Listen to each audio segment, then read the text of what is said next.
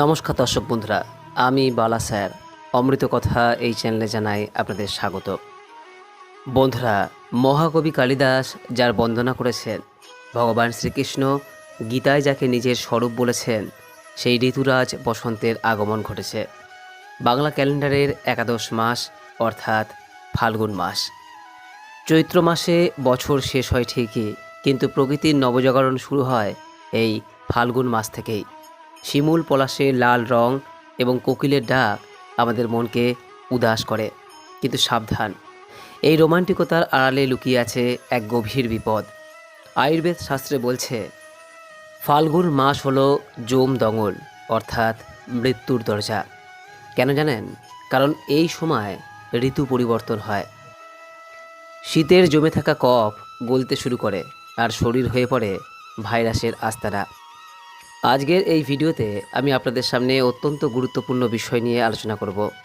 আজ আমি চরক সংহিতা, গরুর পুরাণ এবং আধুনিক মেডিকেল সায়েন্সের পাতা উল্টে আপনাদের জানাবো যে এই মাসে কোন সবজিটি খাওয়া মহাপাপ এবং স্বাস্থ্যের জন্য তা বিষ। দ্বিতীয়ত, এই মাসে কোন কাজ করলে আমাদের আয়ু কমে যায়।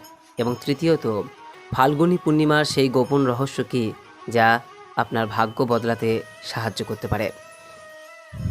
ফাল্গুন মাস কেন গুরুত্বপূর্ণ, এই মাসে আমাদের কোন কোন বিষয় পালন করা প্রয়োজন, এই সমস্ত কিছু এই ভিডিওতে আপনাদের সামনে বিস্তারিত আলোচনা করব। আজকের এই তথ্য সচরাচর আপনি ইন্টারনেটে পাবেন না। আসুন জ্ঞানের এই মহাসমুদ্রে ডুব দিই। সবার প্রথমে একটু ইতিহাসের গভীরে যাওয়া যাক। এই মাসের নাম ফাল্গুন মাস কেন? জ্যোতিষশাস্ত্র বলছে এই মাসের পূর্ণিমা তিথিতে চাঁদ অবস্থান করে উত্তর ফাল্গুনী নক্ষত্রে।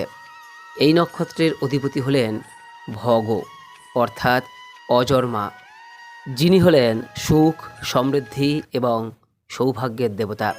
তাই শাস্ত্র বলছে বছরের অন্য 11 মাস যদি আপনি কষ্টে থাকেন, তবুও এই ফাল্গুন মাসে যদি আপনি নিয়ম মেনে চলেন, তবে ভগদেবতার আশীর্বাদে আপনার ভাগ্য নিশ্চিতরূপেই ফিরতে বাধ্য। দ্বিতীয়ত, এই মাসটি হলো দেবাদিদেব মহাদেবের মাস।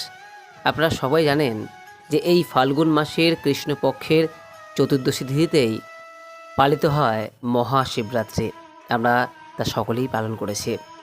অন্যদিকে এই মাসের পূর্ণিমাতেই হয় ভগবান শ্রীকৃষ্ণের দোলযাত্রা, অর্থাৎ এই মাসটি হলো শিব ও শক্তি এবং রাধা ও কৃষ্ণ উভয়ের মিলনের মাস। আধ্যাত্মিক উন্নতির জন্য এর চেয়ে পবিত্র সময় আর নেই। এবার আসি বিজ্ঞানে, মন দিয়ে শুনুন। বিশেষ করে আমাদের বয়োজ্যেষ্ঠ দর্শকরা, শীতকালে আমাদের শরীর নিজেকে গরম রাখার জন্য প্রচুর এনার্জি সঞ্চয় করে। আমাদের শরীরে কফ বা মিউকাস জমে বরফের মতো হয়ে থাকে। কিন্তু ফাল্গুন মাসে যখন সূর্যের তাপ ধীরে ধীরে বাড়তে শুরু করে, অর্থাৎ সূর্যের উত্তরায়ণ শুরু হয়, তখন সেই জমে থাকা কফ গলতে শুরু করে। ঠিক যেমন পাহাড়ে বরফ গললে নদীতে বান আসে, তেমনি শরীরে কফ গললে আমাদের অগ্নি বা হজম শক্তি নিভে যায়। এর ফলে এই মাসে সর্দি, কাশি, জ্বরের প্রকোপ দেখা যায়। বসন্ত বা চিকেন পক্স মূলত এই মাসেই বেশি দেখা যায়। এর পাশাপাশি শরীরে আলস্য বা শরীর একটা ভারী ভারী ভাব অনুভূত হয়। এই বিপদ থেকে বাঁচতে আমাদের ঋষিরা 3টি মহা ঔষধের কথা বলে গেছেন, যা আজ মডার্ন সায়েন্সও স্বীকার করে নিয়েছে। বন্ধুরা, সুস্থ থাকতে হলে আগে জানতে হবে আপনি এই মাসে কি বর্জন করবেন।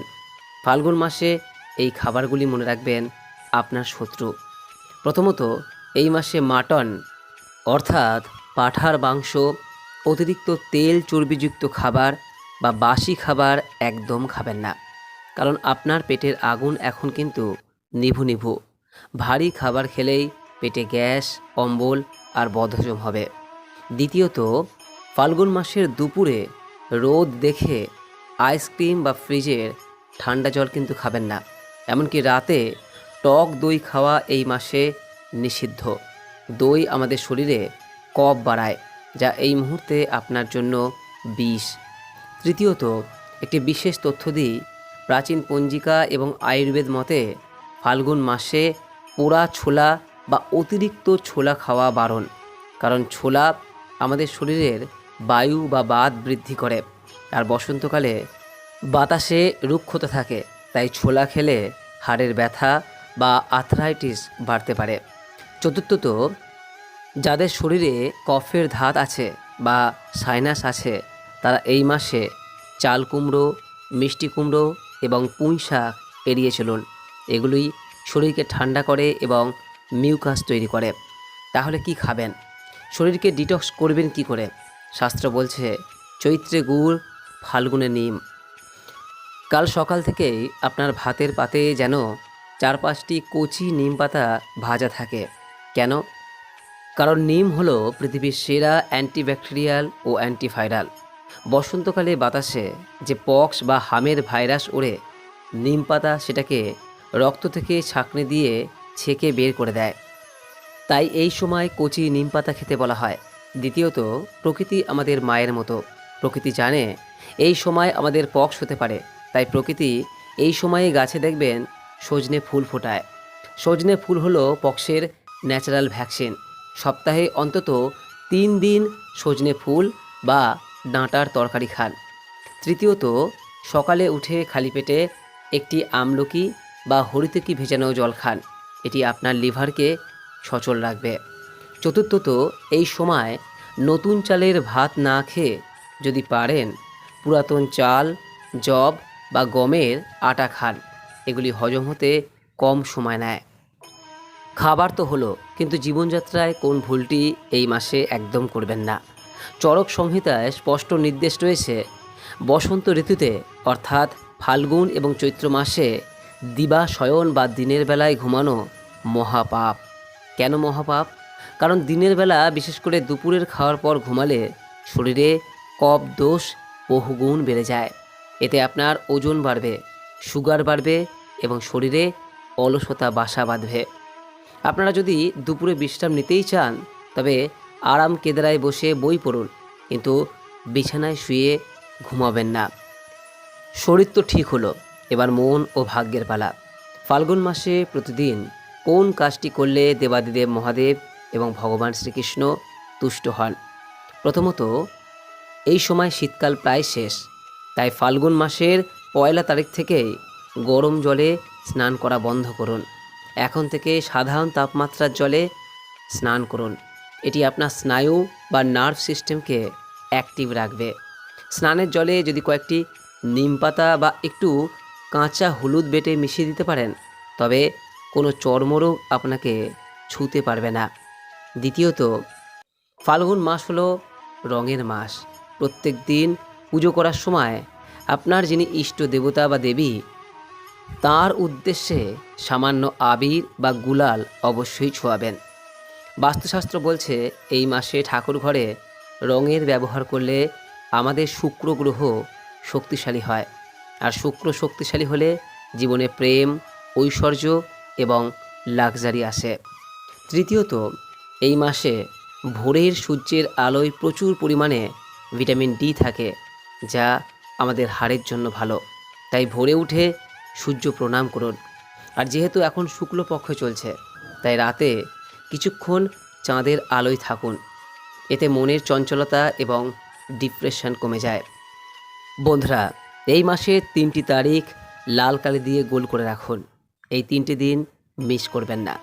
সবার প্রথমে 19শে ফেব্রুয়ারি, বৃহস্পতিবার। এই দিনটিকে বলা হয় ফুলেরা দোজ। প্রেম এবং বিবাহের জন্য এটি অবুঝ মুহূর্ত। এদিন রাধাকৃষ্ণকে হলুদ ফুল এবং আবির দিলে দাম্পত্য কলহ দূর হয়ে যায়। দ্বিতীয়ত, 3রা মার্চ, সোমবার। এই দিন দোলযাত্রা এবং শ্রী চৈতন্যদেবের আবির্ভাব তিথি। এই দিনটি হলো পরম পবিত্র। এদিন সকালে আবির খেলার সাথে বড়দের পায়ে আবির দিয়ে প্রণাম করবেন, আর বিকেলে অবশ্যই হরিনাম সংকীর্তন শুনবেন বা করবেন। এবং তৃতীয়ত, আমলকি একাদশী। ফাল্গুন মাসের শুক্লপক্ষের একাদশীকে বলা হয় আমলকি একাদশী। বিজ্ঞান এবং ধর্ম এখানে এক হয়ে গেছে। বিষ্ণু পুরাণে উল্লেখ করা হয়েছে, এই দিন যে ব্যক্তি আমলকি গাছের গোড়ায় জল দেয় বা আমলকি দান করেন তার বৈকুণ্ঠ লাভ হয়। আসলে ঋতু পরিবর্তনের সময় আমলকির গুরুত্ব বোঝাতেই এই ব্রত। বন্ধুরা, পরিশেষে একটা কথাই বলবো, আমাদের সনাতন ধর্ম কোনো অন্ধ কুসংস্কার নয়। আমাদের ঋষিরা জানতেন যে ফাল্গুন মাসে শরীরে রোগবালাই বাড়ে, তাই তারা শিবরাত্রির উপবাস দিয়ে শরীরকে ডিটক্স করার ব্যবস্থা করেছেন। তারা জানতেন পক্স হতে পারে, তাই শীতলা পূজার নিয়ম করেছেন এবং নিম পাতা খেতে বলেছেন। তাই আসুন, এই ফাল্গুন মাসে আমরা শুধু উৎসবের আনন্দে গা না ভাসিয়ে একটু সংযমী হই। কাল থেকে পাতে নিম পাতা ও সজনে ফুল রাখবেন, দুপুরে ঘুমানো বন্ধ করবেন এবং প্রত্যেক দিন ইষ্ট দেবতাকে আবির দিয়ে মনকে রাঙিয়ে তুলবেন। ভিডিওটি যদি আপনাদের জীবনে কোনো ভ্যালু অ্যাড করে থাকে, যদি মনে হয় নতুন কিছু শিখলেন, তবে ভিডিওটি আপনার পরিবার ও বন্ধুদের সাথে শেয়ার করতে ভুলবেন না। কারণ সুস্বাস্থ্য ও সঠিক জ্ঞান দান করাও এক মস্ত বড় পুণ্য। কমেন্টে অবশ্যই লিখুন জয় ঋতুরাজ বসন্ত বা জয় শ্রীকৃষ্ণ। আমি বালা স্যার আজকের মতো বিদায় নিচ্ছি।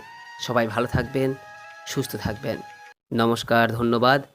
ঈশ্বর আপনার মঙ্গল করুক। জয় শ্রীকৃষ্ণ। রাধে রাধে।